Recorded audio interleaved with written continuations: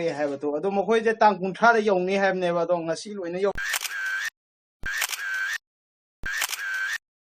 Hello guys, mutar ngasi Kangleipak birmen mutar ukjari aduga ai ngasi blog se haide ko gamra club factory de gamra ina freight ama kakpane freight to si freight ne ba kakpa se freight kakpa aduda tha ama makhai mung la yaure freight se aina kakimna si date sida ka ga hadi yaure si date se york pane ado khadi koi re ko aingon da york pa do blog se sem dam ne sem kan da hap ke na tor lai ne aduga club factory ki poche photo de phada phada em yawe ado no gift nung ga pi gi khanta de nupiga kaina baga hanida freight to york tringa da moi matam je ku inchange ba de mapalom dagi input tok thalakpanina ko poche aduna haje unboxing amtak price ko deliver charge ke punna yawaga makhoina lawi je 382 ne ko adu sida paisa khai tare ya di makhoina sorry na ka notification ke message kai tharaga thenga yorok pai damakta ne na discount khadi tawre Singo freight se hajik se komra yeng matam da komra de komra magi black se tikmu du oi de wow ra black chang ba da adu du oi ba ga ma ke kwai de sida thiri de komra ma ki print je khoi gi ama yok sangi club ki ming kai kai tha ba da ga print to da ga lang khara khara ga u am lai dai na hai print do yam tha da ba gi ipa pa la ba adu khujin na khot pa da ga adum khara chat le ba de adum su da print ma pa de ko thorak tong ma le mai print gi quality yam phat ta ba ta re si je kwai de gi small size ne ba ina loi ja da ga ai jo hai de freight se khara adum ka pick pa do hai tap na pum da adum likal le 44 chaw de kya likan de ba yang jo kang ban na di am cha na de 44 chaw da ba photo da jo sana da khuda ma pa de slim da chap cha bi da lai tra no de listen matam de ngo smile lai ke ma mang de smile lai tung de smile lai se de pura oversize oi re chaw re ba do ai ne khali ne small da bu sumai na chaw ra ga di akhoi gum ba body gi fit da di kamai taw do no na sigi da mak ta khala ga de matha di phan sa ya de akhoi gi kakning ga de angang ma ga de chingkhlak ko na phadoi ra khang dre aduna hoi moi product oina phattab di nate ai wallet ama ga de kakhim ne akhoi bai na mo do wallet to di adum fai ya ha di podam si ne quality fai aduga sigi fit sigi oina de yadre ado guys hajik chakau matam na lakpani ko hajik ti bazar padana chinge adudagi akhoi itei mohoi iche hoi nini hoi loina ningol loibising yamna nungai matam ningol loibida na te da piba hoi bejo nungai jai ni wakhala de ichal iche singla ga chamina ni thakmina ni nokta na khotta na tawrani hana ka ado lai ba khara de dum wabu de laramgani hadi hajiki samase chanai ado adi wari to gamba chakau ba mari leina na gamba hajik chabagi thoram achaw thoram ma pangthukna ba sem sadana sindana lairamne October date 24 25 26 sida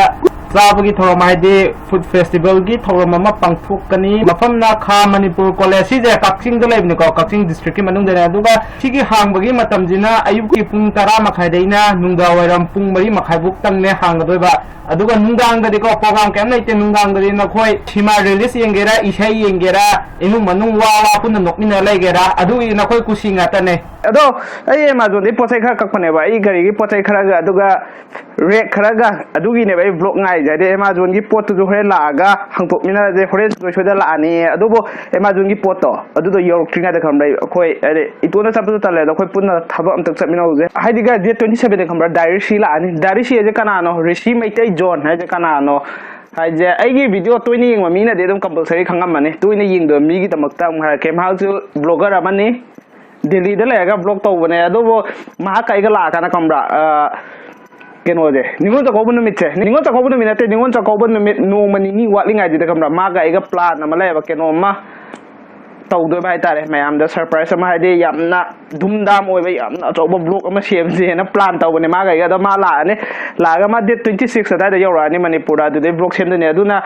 aingonda thaba khar sina pai tare mana adugi thaba kai kai da tok tho uje aduna haji gors lo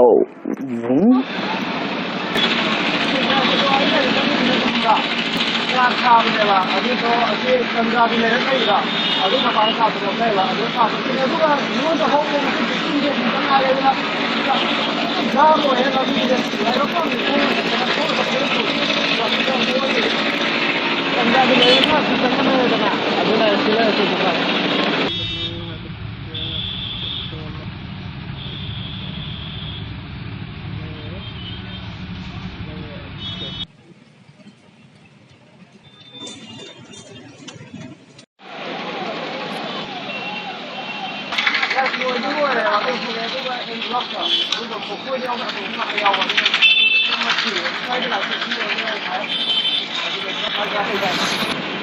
ꯁꯤ ꯁꯥꯏꯖꯁꯤ ꯆꯞ ꯆꯥꯅꯤ ꯁꯤꯅ ꯑꯃꯨꯛ ꯈꯤꯇꯪ ꯁꯥꯡꯗꯧ ꯃꯥꯜꯂꯦ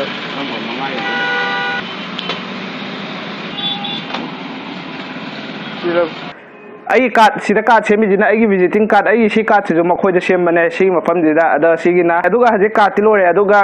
paper bag ꯊꯤ ꯆꯠꯂꯨꯁꯦ ꯍꯥꯏꯗꯤ ꯄ꯭ꯂꯥꯁꯇꯤꯛꯁꯦ ꯕꯦꯟ ꯇꯧꯔꯕꯅꯤꯅꯀꯣ ꯑꯩꯈꯣꯏ ꯏꯁꯥꯅ ꯆꯨꯝꯊꯣꯛꯄꯅ ꯐꯩꯗꯅꯀꯣ ꯏꯁꯥꯅ ꯍꯣꯠꯅꯖꯕꯅ ꯐꯩ ꯑꯗꯨꯅ ꯑꯩꯈꯣꯏꯗꯣ ꯄ꯭ꯂꯥꯁꯇꯤꯛꯁꯤꯁꯨ ꯍꯥꯞꯅꯤꯡꯗ꯭ꯔꯕ ꯍꯥꯏꯇꯥꯔꯦ ꯑꯗꯨꯅ ꯄꯦꯄꯔ ꯕꯦꯒꯀꯨꯝꯕ ꯈꯪꯕ꯭ꯔꯥ ꯍꯥꯏꯗꯤ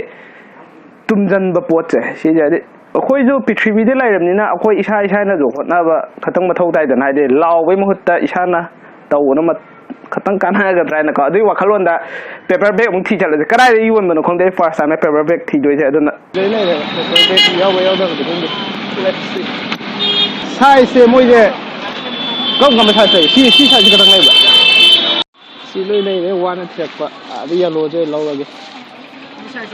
ꯄꯣꯠꯄꯨꯗꯤ ꯍꯧꯋꯦ ꯑꯗꯣ ꯃꯆꯥꯗꯣ ꯌꯥꯝ ꯄꯤꯛꯄꯅꯤꯅ ꯑꯗꯨꯅ ꯑꯩꯈꯣꯏꯅ ꯄꯥꯝꯕ ꯁꯥꯏꯖꯇꯣ ꯑꯗꯨꯗꯤ ꯇꯪꯈꯥꯏ ꯀꯥꯏꯕ ꯌꯥꯔꯣꯏ ꯍꯥꯏꯕ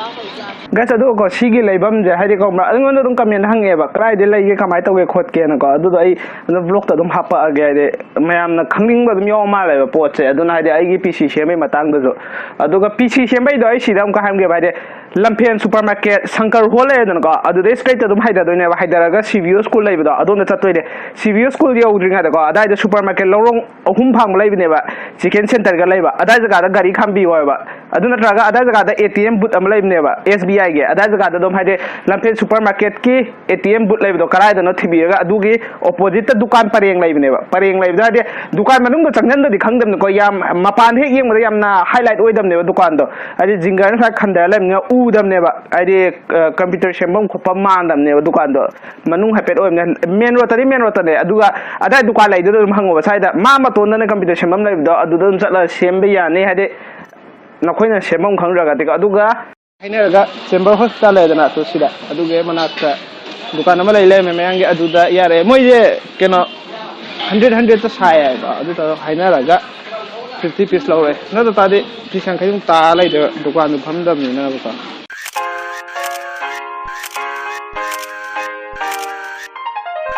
ꯌꯣꯟꯗ꯭ꯔꯦꯗ ꯑꯃꯨꯛ ꯄꯥꯝꯃꯨꯔꯛꯑꯦ ꯑꯃꯨꯛ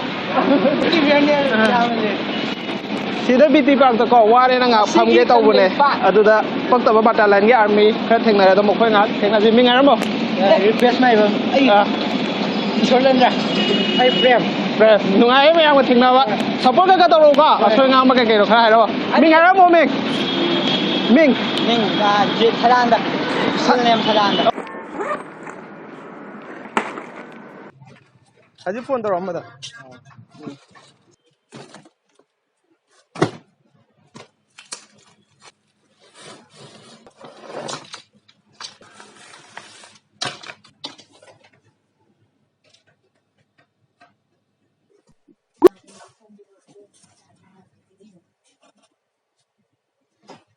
ꯑꯩ ꯏꯗꯤꯇꯤꯡ ꯀꯟꯅ ꯇꯧꯔꯤꯕꯅꯦꯀꯣ ꯇꯧꯔꯤꯉꯩꯗ ꯐꯣꯟ ꯂꯥꯛꯑꯒ ꯑꯗꯨꯒ ꯑꯩꯒꯤ ꯑꯦꯃꯥꯖꯣꯟꯒꯤ ꯄꯣꯠ ꯒꯥꯔꯤ ꯄꯣꯠ ꯑꯇꯩ ꯀꯛꯄꯗꯣ ꯑꯗꯨꯗ ꯌꯧꯔꯛꯑꯦ ꯍꯥꯏꯕꯗꯣ ꯑꯗꯣ ꯃꯈꯣꯏꯁꯦ ꯇꯥꯡ 30ꯗ ꯌꯧꯅꯤ ꯍꯥꯏꯕꯅꯦꯕ ꯑꯗꯣ ꯉꯁꯤ ꯂꯣꯏꯅ ꯌꯧꯁꯜꯂꯛꯑꯦ ꯑꯗꯨꯅ ꯃꯔꯝ ꯌꯥꯝ ꯃꯣꯛꯁꯜꯂꯦ ꯍꯥꯏꯇꯥꯔꯦ ꯃꯣꯏꯅ ꯍꯦꯟꯅ ꯑꯗꯣ ꯍꯥꯏꯐꯦꯠꯇꯪ ꯍꯟꯗꯣꯛꯁꯦ ꯆꯦꯛ ꯍꯥꯏꯐꯦꯠꯇꯪ ꯇꯧꯁꯦ ꯗꯛ ꯗꯛ ꯂꯥꯎꯅ ꯀꯨꯏꯗꯕꯤꯗ ꯉꯁꯥꯏ ꯆꯦ ꯅꯪꯒꯤ ꯀꯩ ꯂꯧꯊꯣꯛꯄ ꯍꯧꯖꯤꯛꯐꯥꯎ ꯂꯣꯏꯁꯟꯗ꯭ꯔꯤ ꯇꯧꯔꯤꯁꯦ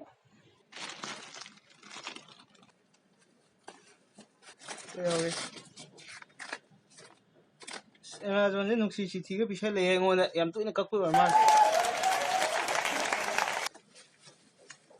ꯑꯣꯀꯦ ꯍꯥꯟꯅꯒꯗꯤ ꯃꯥꯟꯅꯗꯦ ꯍꯥꯟꯅ ꯁꯤꯁꯦ ꯍꯥꯏꯐꯦꯠꯇꯪ ꯈꯔ ꯈꯦꯠꯅꯩ ꯍꯥꯟꯅ ꯕ꯭ꯂꯣꯛꯀꯤ ꯇꯥꯏꯞ ꯑꯣꯏꯕꯅꯤ ꯁꯤꯗꯤ LED ꯑꯣꯏ ꯀꯃꯥꯏꯅ ꯇꯧꯅ ꯈꯪꯗꯦ ꯑꯗꯨꯒ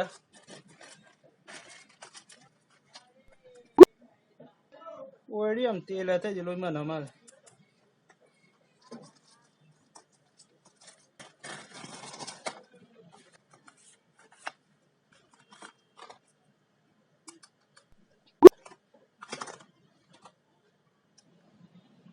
ꯒꯁ ꯄꯣꯠꯆꯩꯁꯤꯡꯁꯤꯗꯤ ꯀꯥꯏꯕ ꯈꯣꯠꯄ ꯌꯥꯎꯗꯦ ꯁꯦꯐ ꯑꯣꯏꯅ ꯂꯣꯏꯅ ꯂꯥꯛꯑꯦ ꯑꯗꯨꯒ ꯉꯥꯟꯕ ꯉꯥꯟꯗꯕꯗꯨꯗꯤ ꯉꯥꯜꯂꯝꯃꯅꯦꯅ ꯈꯪꯉꯦ ꯉꯥꯜꯂꯝꯗ꯭ꯔꯒꯅ ꯀꯩꯒꯨꯝꯕ